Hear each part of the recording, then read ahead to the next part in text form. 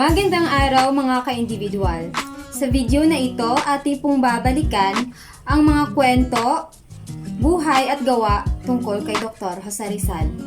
Kilalanin muna natin kung sino si Dr. Jose Rizal. Si Dr. Jose Rizal ay ipinanganak noong June 19, 1861 sa Calamba, Laguna. Jose Protasio Rizal Mercado e Alonso Rialonda ang kanyang totoong buong pangalan. At noong June 22, 1861, si Jose Rizal ay binautismuhan sa simbahang Katoliko doon sa Calamba. Si Dr. Jose Rizal ay ikapitong anak sa 11 magkakapatid, nina Francisco Mercado Rizal at Teodora Alonso y Quintos. Noong bata pa si Rizal ay natuklasan ng kanyang mga magulang na mayroon siyang mahusay na kakayahan. Kakayahan sa intelektual at matalentadong bata. Kaya sa edad ng 3 taong gulang, alam na ni Dr. Jose Rizal ang alpabeto. At pagtungtong niya ng 5 taong gulang, natuto siyang magbasa at magsulat. At sa panahon ng kanyang pag-aaral sa mataas na paaralan, siya ay nakapagtapos ng may karangalan.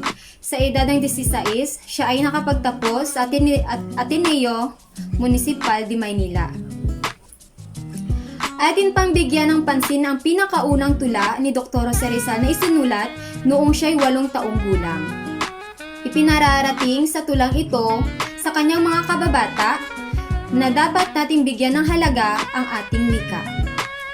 Ang tulang ito ay kanyang pinamagatang Sa Aking Mga Kababata. Kapagka ang bayay sadyang umiibig sa kanyang salitang kaloob ng langit, sanlang kalayaan nasa ring masapit, katulad ng ibong nasa himpapawid. Pagkat ang salita'y isang kahatulan sa bayan, sanayot mga kaharian, at ang isang tao'y katulad, kabagay, ng alinmang likha noong kalayaan. Ang hindi magmahal sa kanyang salita, mahigit sa hayop at malansang isda. Kaya nga't marapat pagyamaning kusa na tulad ng isang inang tunay na nagpala. Ang wikang Tagalog tulad din sa Latin, sa Ingles, Kastila at salitang Anghel. Sapagkat ang poong maalam, tumingin ang siyang magawad, nagbigay sa atin.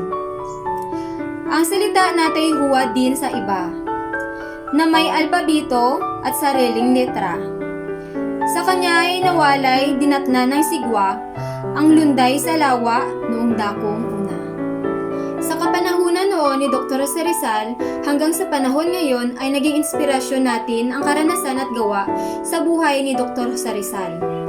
Tulad din ni Jose Rizal, nakakapag-aral tayo sa magandang eskwelahan, natututo, nadidisiplina, at namumula tayo sa mga dapat nating lubos na matutunan. Bilang isang ina, isa rin ako sa naging unang guro sa aking anak. Pag-aalalay sa pagkatuto, pagsusulat, pagbabasa, pagtatama o pagdidisiplina sa mga gawain nito. Ating pambigyan ng pansin ang nais ipahatid ni Dr. Jose Rizal sa kanyang isinulat na El Felivoz Teresmo. Nais ipakita ni Dr. Jose Rizal sa nobelang ito ang nararanasang matinding sakit ng ating lipunan at kailangan ng pagbabago ng ating bansa. Ang kalayaan, ang pagkakapantay-pantay, ang kapayapaan, makatarungang pagtrato, at paniniwala sa mithiin o adhikain ng mga Pilipino ang nais ipamulat sa sulat o nobelang El Felivoz Teresmo. At sa kasalukuyang panahong ito, ang bawat isa ay natututo sa mga pang-ugaling ito, na nais makamit ng mabuting asal ng bawat isa, ng kasiyahan ng ama, ng ina at ng bawat isa. Ang sinuman magpahirap sa kanyang kapwa, mang-alipin o hindi makatarungang pagtrato, ay paparusahan ng poong may kapal. Atin pang suriin at saliksikin ang nais ipaabot ni Dr. Jose Rizal sa kanyang isinulat na nobelang Noli Me Tangere.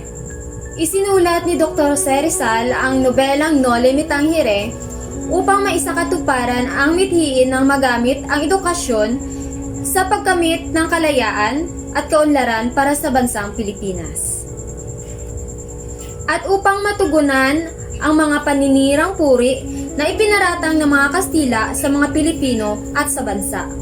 Maiulat ang kalagayang panlipunan, uri ng pamumuhay, paniniwala, pag-asa, mithiin at adhikain, karangian at kalungkutan. Alam naman ng bawat isa na sa hanggang ngayong panahon, ang Pilipinas ay may kakulangan pa rin. Ang ilan sa mga bawat pamilya ay hirap pa rin. Tulad din ng karamihan na lumalabas sa ating bansa upang maisakatuparan ang mga munting pangarap. Na karamihang lumalabas sa ating bansa ay nagpapakaalipin, minamaltrato, pinapahirapan, minsan pa'y ginugutom. Batid ng may kapal ang ating pagsisikap at paghihirap. Kung ano karami ang pumatak ng luha, dugo at pawis, alang-alang sa mga munting pangarap. Tulad din ni Dr. Jose Rizal, tayo din ay naghirap at nagsumikap. Na karamihan ay para sa maganda at matiwasay na buhay para sa ating pamilya. At nang magwakas ang buhay ni Dr. Jose Rizal, naiwagayway nito ang simbolo ng ating watawat at layunin nito. Ang kapayapaan, katotohanan at hustisya. Ang pagiging makabayan at kahalagahan. At ang kalayaan, pagkakapantay-pantay at kapatiran. Tayong lahat ay maaari ding maging isang bayani sa sarili nating pamamaraan, sa bawat istorya ng ating buhay na magbibigay ng inspirasyon sa ibang tao at magiging isang mabuting halimbawa sa bawat isa. Tulad din ni Dr. Jose Rizal na nagbigay inspirasyon sa puso ng bawat Pilipino ang kahalagahan ng edukasyon, kalayaan at ang pagkakapantay-pantay. Mahalaga ang isa puso natin at isa buhay natin ang mga mabuting matutunan natin sa ating buhay. At ako po'y lubos na nasisiyahan kung meron po kayong natutunan sa video na ito. Magandang araw ulit mga ka-individual.